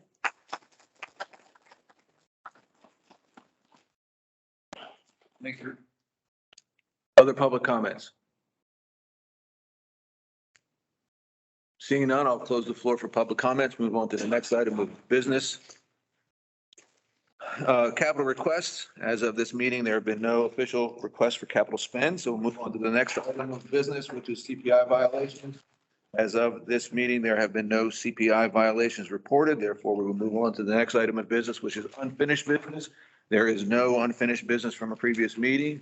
Therefore, we'll move under the new business section of the meeting. And there's a motion to approve a partnership with the Gavin Nupp Foundation. Paulette. Okay, the motion is to approve OPA partnering with the Gavin Nupp Foundation to create an annual Gavin Knupp Award to be granted each year at the OPA annual meeting of the membership to a youth in the OPA membership community who embodies qualities of Gavin Knupp, that inspired the development of the foundation and that are valued by OPA. The purpose and effect is to provide the authority for a partnership between Ocean Pines Association and the Gavin Knupp Foundation that will allow members of the administration and/or board of directors to work with the foundation board to structure an annual award to a youth who embodies the qualities that inspired the development of the foundation. Is there a second? Second. Discussion. Okay, the background for this is that we all know that Gavin Knupp is a youth whose family is a member of the Ocean Pines Association, whose life was cut short by a tragic accident. Testimonials provided to the board of directors convey that he embodied admirable qualities such as kindness, empathy, inclusiveness, leadership, and a spirit of positivity in his expectations from the events and people in his life.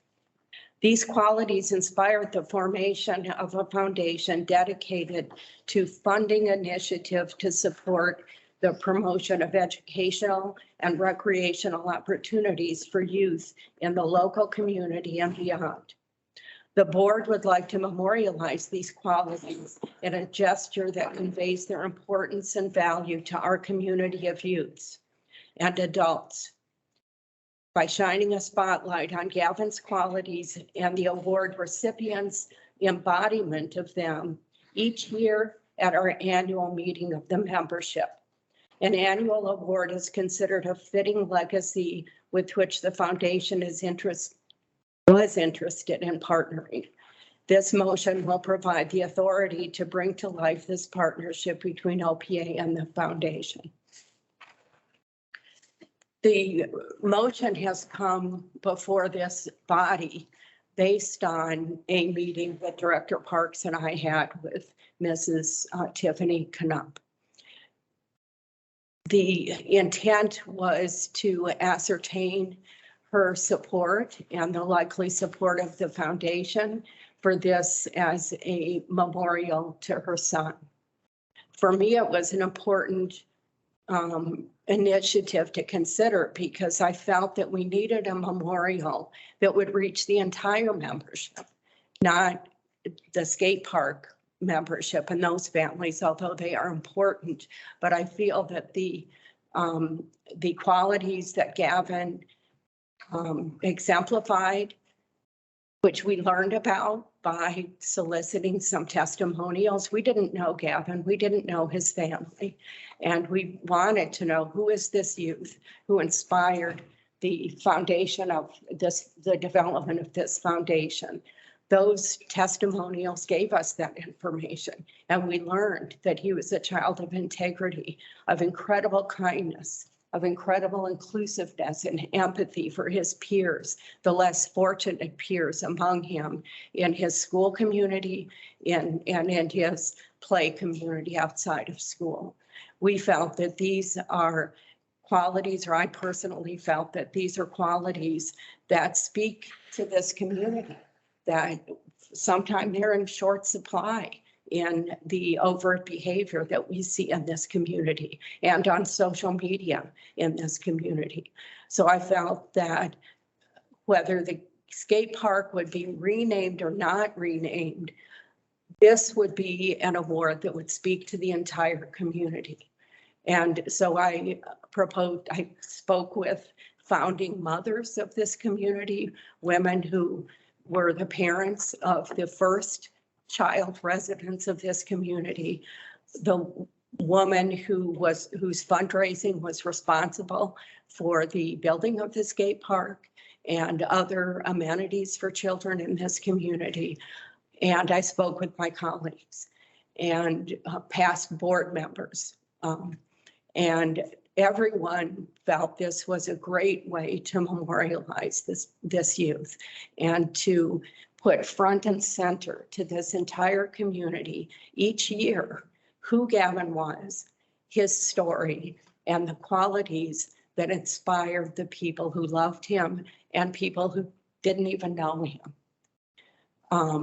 And so it was for that reason that Director Parks and I reached out to Mrs. Knupp and asked her if she would be willing to discuss with us an option for memorializing Gavin that had not yet been presented.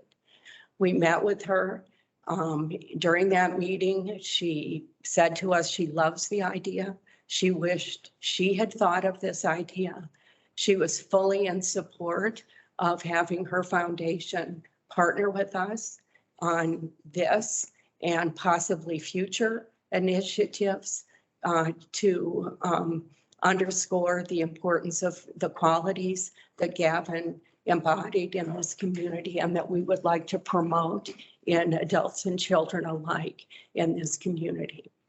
I have to say I was gobsmacked when someone sent me a social media posting in which I was told to kindly, pardon my French, it's not my French, it's Mrs. Knopf's French, shove this award up my ass.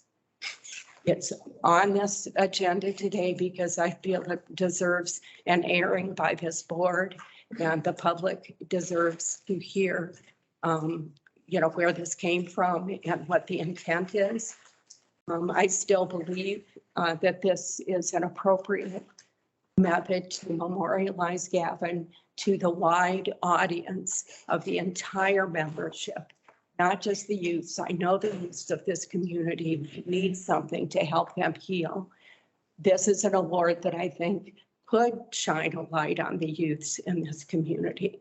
It is meant to be awarded to a youth. It follows our tradition of a previous award that was developed. Mrs. Knupp was unfamiliar with this, but others may also not be familiar with it, and it's called the Sam Wilkerson Award that memorialized a youth whose life also was cut short by a tragic accident. And this is an award that is granted to an adult with exemplary public service, exemplary volunteerism, and each year Sam's story is highlighted in our annual meeting, and the qualities of community service and volunteerism that award represents also are highlighted to the entire community. I believe that this is an option for us to memorialize the life of another youth in this community that was cut short by a tragic accident, and that will underscore the qualities that this child embodied, and that we would hope that others in this community would take an example from. Other comments? Mrs. Knupp came to the board meeting in September, and at that time, I really did think renaming the skate park deserved our consideration. On contemplating the idea, though, I thought, what if another child passes away that also loved the skate park? Are they no less worthy of being remembered by friends and family at the facility they wish? As weeks have passed, I've heard from many members that oppose the idea, and I understand there are going to be opposing ideas on what we should do. But it bothered me that they felt they were too intimidated to voice their opinions for fear of retaliation.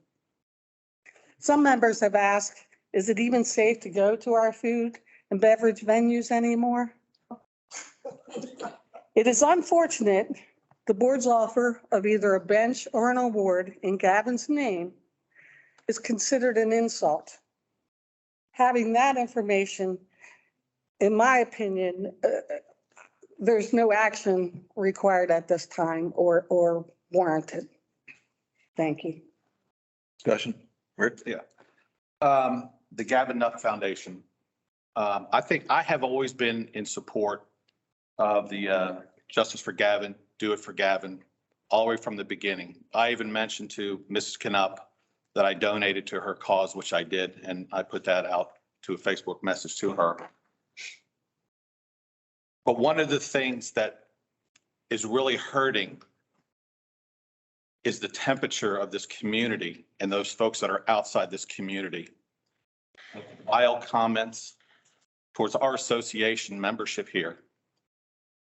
The harassment, the bullying, the threats. We have board members here that have been threatened, and open investigations have been done for these threats that are sitting on this board right now. And that bothers me as a board member, as a father, as part of this community. The temperature has to drop immediately. You can't get anything done when you act like this. And it's a mob type mentality that doesn't belong in our loving community here. And that's what it is. And it's terrible. And I think, as to Colette's point, you know, there are individuals in our community that have been here for 30 to 40 years, who've been committee members, who've been board of director members. I'll give you an example of Dick Brady, who recently passed, who was a huge advocate of having our library put here in Ocean Pines.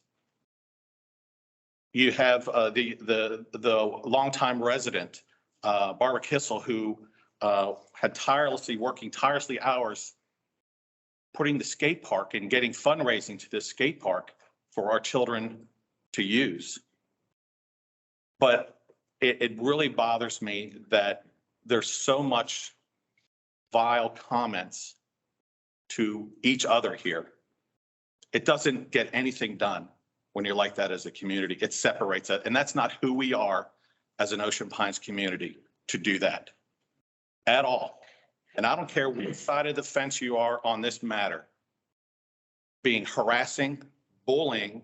We have documents of parents that I have in here that had to go to the principal because they're being bullied in school because they work at our food and beverage establishment.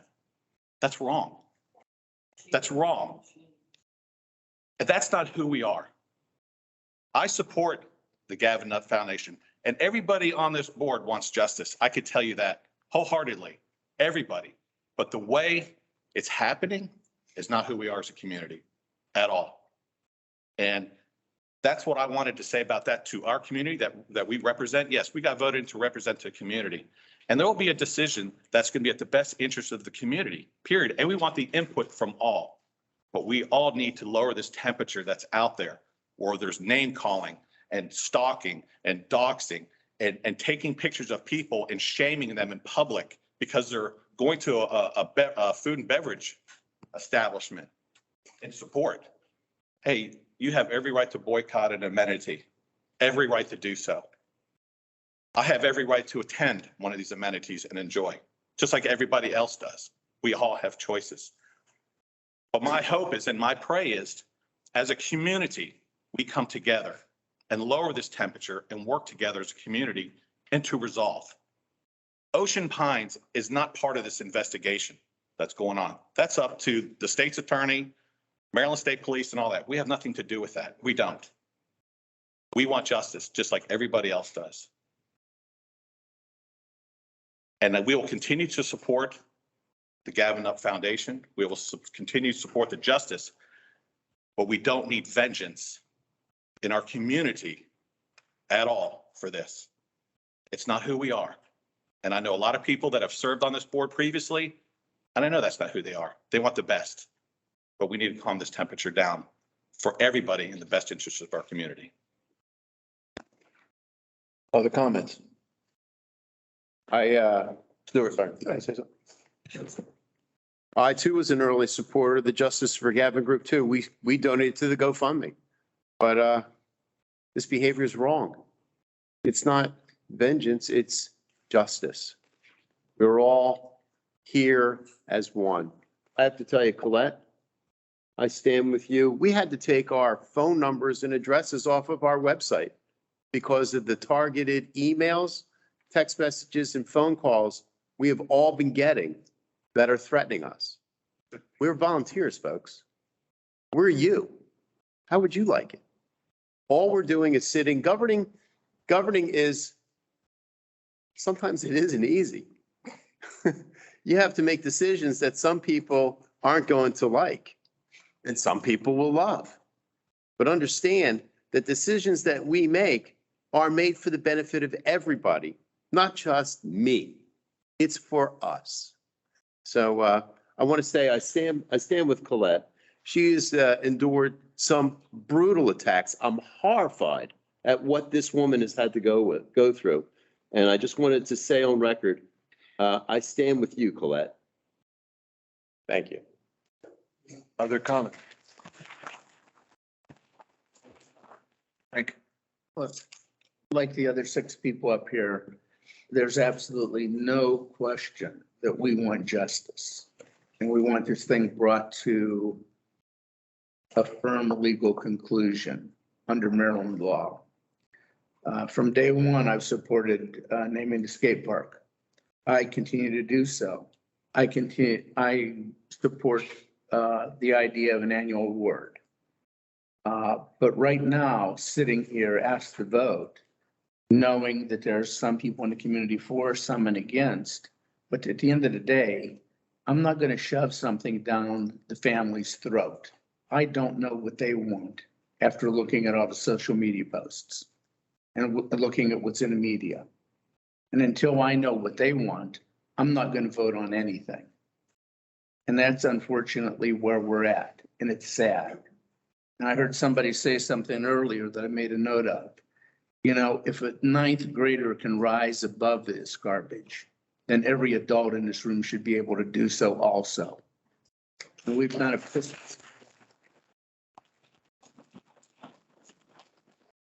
Other comments? Steve? I had prepared and filed for consideration by this board a motion to rename the skate park in memory of Gavin Knupp. While I was sure I had 3 votes in support, I continued to find a way to secure a 4th vote. Candidly, I do not know that I would have succeeded in my efforts. I pulled my motion after I was informed of an agreement coming out of a meeting with Ms. Tiffany Knupp, Board Member Colette Horn, and President Doug Parks. I confirmed the agreement with Ms. Knupp, and she agreed that I should remove the motion from the agenda for today's meeting. I continue to believe that renaming the skate park is an appropriate way to memorialize Gavin Knupp. I also believe that the proposal for an annual award to a deserving Ocean Pine student to be made by the Gavin Knupp Foundation is a worthy proposal. It is especially painful that we could not find a way to honor Gavin today. I hope going forward that we'll still find a way to do so. As with so many issues or controversies in Ocean Pines, there's been a rush to point fingers, to suggest a variety of mean or evil motives at the various participants involved in the issue at hand. I encourage all who have an opinion to share it. Open discussion is valuable. Protest done peacefully is an expression of important views. Boycotts of products or businesses is an acceptable form of protest. Mean, insulting, vicious comments about any person, even one you disagree with, has no place in the sort of debate and discussion we should all value. In this case, it has made, at least for now, the chance for Ocean Pines to memorialize Gavin a non-starter. We are all neighbors. We should be able to address each other civilly. In September, Ms. Knupp came before the board asking that we rename the skate park for Gavin, a place he enjoyed going to and a place where he could be with his friends. Her request, coupled with the pain she was and continues to feel, was moving. While there are no set rules or guidelines for such an action, the board requested and Ms. Knupp provided several testimonials of what a fine person Gavin was. It is very sad that we will end up doing nothing to memorialize a young man taken from his family, friends, and this community much too soon. There's a tremendous amount of frustration and anger in Ocean Pines and outside our community as well, with the ongoing criminal investigation, the lack of information, and apparently the lack of progress. Much of this frustration and anger can be verified just by reading social media. It has become the back and forth on social media, which has proven to be, at least for now, the insurmountable roadblock to doing the right thing, honoring Gavin's life. And by the way, I agree with what Rick said. We have to find a way to take the temperature down in this community. My own opinion is the only way to do it is to rename the skate park.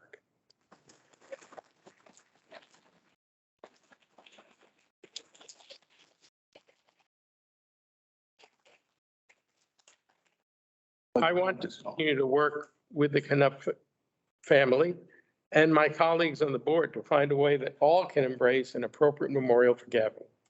Frankly, I do not know right now if that's possible. No matter where you fall out on this debate, engaging in insulting, mean, disparaging comments or actions that harass or insult someone else simply because they disagree with you is wrong and fails to get us any closer to a solution. No matter which side you are on or how many sides there are, that sort of behavior is wrong and it is very hurtful. Those who engage in that behavior do a disservice to our community and to Gavin's memory. What is clear is that today no one has won, and we have failed in doing the right thing, recognizing Gavin Knupp and honoring his memory. At best, we have missed an opportunity. At worst, we've lost that opportunity. Thank you. Other comments? Well, I have one, since everybody else has spoken. I will agree with my colleagues. There's not really anything else I can say that hasn't been said already. Yes, there is absolute support for justice for Gavin. Yes, there is an absolute desire to recognize him in some fashion, all right? When the idea of the skate park renaming came up and it wasn't a complete, yeah, let's do that right away. That's the best and only thing we can do. Because again, hearing from other folks in the community that may not held that same position on the matter, it made us reconsider. And so I was quite frankly very excited when the notion came up about an annual award. All right. And when we met with Mrs. Knupp, one of the drivers, and I still remember the conversation where she said, you know, Gavin not only liked skateboarding, but he liked fishing and he liked hunting. And I said, you know, if you think about it, to Colette's point, when you memorialize them on an annual basis, the target audience isn't just going to be the folks that are skateboarding. The target audience is going to be expanded to all of those other friends he made in those particular environments and those particular activities.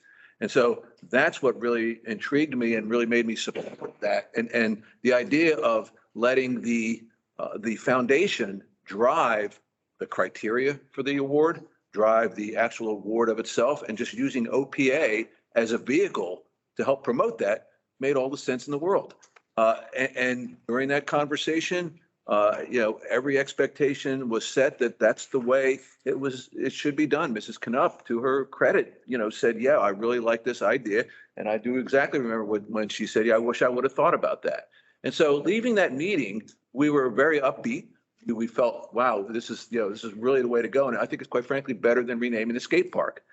So to get the response that we got, I will say that I have no issue with that in the sense that perhaps she slept on it. Perhaps she talked to other people, bounced the idea off of somebody, and maybe during that conversation decided, well, you know what, maybe, you know, now that you've given me that feedback, maybe it's not a good idea. And again, having her change her mind, not a problem. You know, she could have come back. Here's where I was a little bit taken aback. She could have come back directly to myself, Colette, and the board saying, you know what, thanks, but no thanks. I mean, it didn't even have to be polite. It would just say, after further consideration, you know what, I think it's a bad idea. But we find out on social media, not only was it a bad idea, but, you know, there were some things in there that, you know, probably weren't appropriate, meaning, as Colette said, to shove that, you know, ridiculous offer up your ass. All right. So again, concluding that if you saw the statement we put out, concluding that, okay, you know, I still want to give her the benefit of the doubt because I still respect her cause. The idea is just reconsider it. If she asks us again to reconsider it, absolutely, because I still think it's a good idea. Renaming the skate park, I told her in no uncertain terms that there's never going to be a no, we'll never rename the skate park. Perhaps it's not the right time. That's all I asked, just for consideration, all right? Because there are other people, maybe over time, other people that weren't for renaming the skate park may change their mind, and that it may swing the pendulum the other way. You know? So at the end of the day, I'm not against it. I just don't think it's appropriate right now. Those are my reasons based on conversations I've had with other people. Yes, we can talk about the bullying. Yes, we can talk about the threats. No, I don't want to engage anybody in social media. I don't do that. But, you know, I'm willing to look past that to look at the bigger picture. And that is, what can we do to memorialize this young man in a way that wasn't shoved down our throats, you know, by committee and by threats.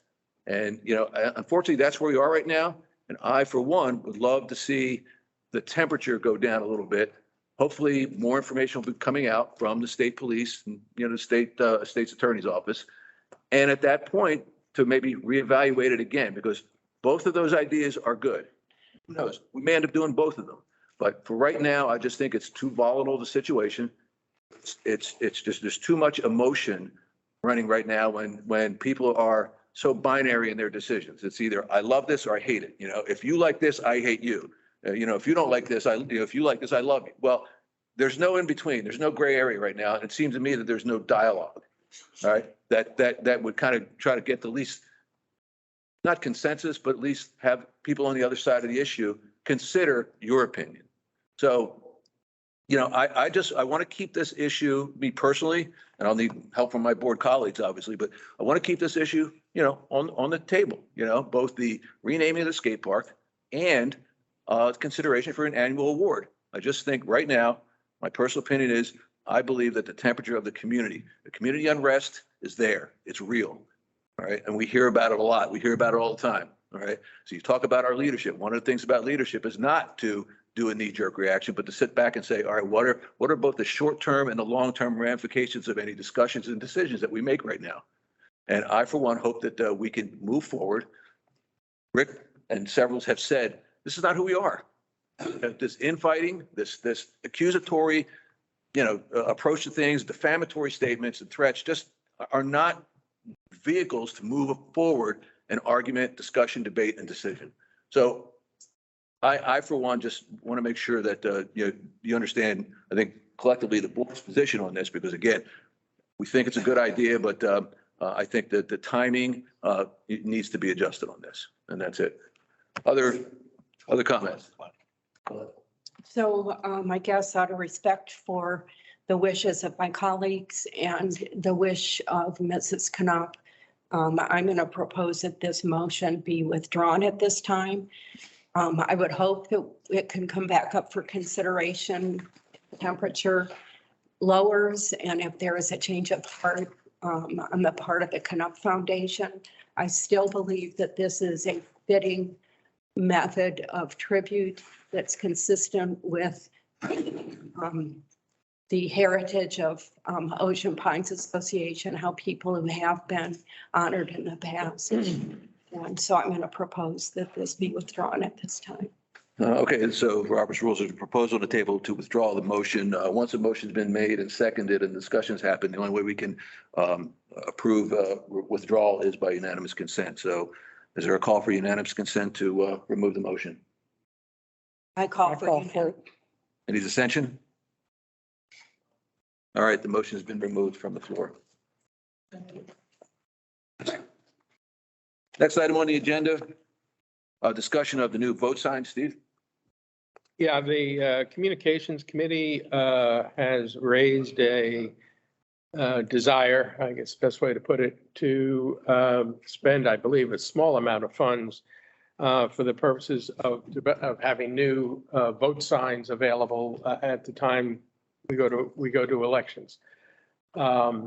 They have the signs we've used, I think we've used at least twice. They were date specific. They might have even had some additional information on them. I don't really recall. And after the first election, they then had to be recollected and modified so that the new date could be put on them. So they're sort of past their life use. They would like to be able to have generic vote signs. They'd like to be able to purchase some additional ones. There is a discussion about trying to establish some sort of contest for a design of the vote sign, and probably to maybe even reach out to the schools to see if they have the kids get involved and see if they can come up with something. So there's probably going to be some staff requirement, and I believe minimal expense. I don't think it'll be much. I'm willing to defer to John so he keeps an eye on that sort of stuff, but that's what the Communications Committee is interested in pursuing. Other discussion? Yeah, I'll offer. It's a good. If I understand it, the idea would be to solicit, designs from folks. Say, hey, these signs have been dated for the past couple of years and, maybe it's time to, and it's kind of a, not outreach, but community involvement activity. Yes. Okay. Yes. Other comments? All right, so unless I hear any dissension, then why don't we take that from the liaison to, back to the general manager and say, hey, is there anything that, that we need from John to help us out with this? At least maybe perhaps the committee can come up with expense, an expense estimate. Okay. And keep that line of communication open and see where we go from there. Reasonable? Reasonable. Okay. All right. Next item on the agenda, discussion about the submitting a letter of endorsement for the to support the Worcester County Bike and Pedestrian Coalition. It's just a discussion topic, and kind of in reference to Patty's presentation from earlier today, that environment is moving forward because of, I think she expressed that there are other entities involved, other HOAs, other communities. I think it's important that we, as the Ocean Pines Association, reach out to all of the folks that are involved in that project, whether it's, State Highway Administration, and I'll look to Patty to kind of guide us, but, look out to those recipients, I think, in sort of two levels. One would be just to make sure they understand we are interested in the proceedings, that we're interested in the project, that we want to continue to move forward. And then based on Patty's advice, the other thing would be to send them, once the project team is kind of put together, send them the list of things that we want. I know first and foremost on that list is if you're going to do something with Route 90, that overpass over Ocean Parkway has got to be bigger so fire trucks can get through there. I think the other big thing was, Steve mentioned it, the access. In other words, it's great to have this bike path or this way to get to Route 90, but if we can't get from Ocean Pines, land itself up onto there, then, what's the sense? So we got to look at that as a design criteria. So I just wanted to kind of let the community know that we are in favor of sending a letter of support to Patty's organization, and then look to her to say, and who else should we send this letter of support to, so that they are informed that we are definitely on board with the project going forward, and that we'll follow up as necessary as things develop. So that's kind of it. Any other discussion, Colette? Yeah, I want to thank Patty for her presentation. It was very informative. I learned quite a few things I didn't know already. And I fully support this letter. But Patty's presentation identified some other things that Ocean Pines Association needs to do. And I don't want our support to stop with this letter.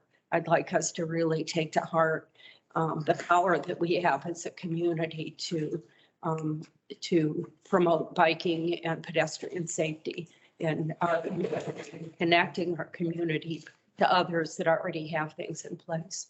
I'm going to suspend Robert's rules for a minute and put Patty on the spot. Patty, I want some confirmation while we've got you here. You had mentioned the notion of a work group.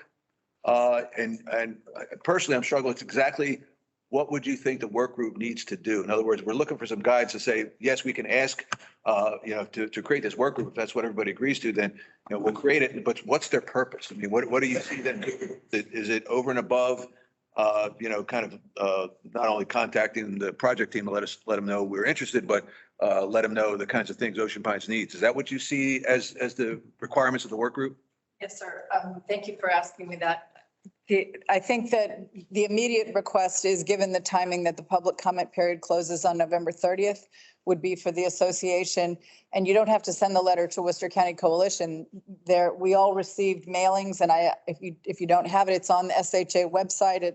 It has the process both for the public survey comment, but it also has the contact information for Jeremy Beck, who's the project lead from State Highway Administration. I'm happy to forward that to you. I think it's on the slide in one of the slides, but I'll give that to you. Good, thank you. So stating to them that Ocean Pines, just what you said, is interested and supportive in participating in this planning process, and that we will have a process within our association to be determined to work with that project team. So I think getting that out before the 30th would be optimal.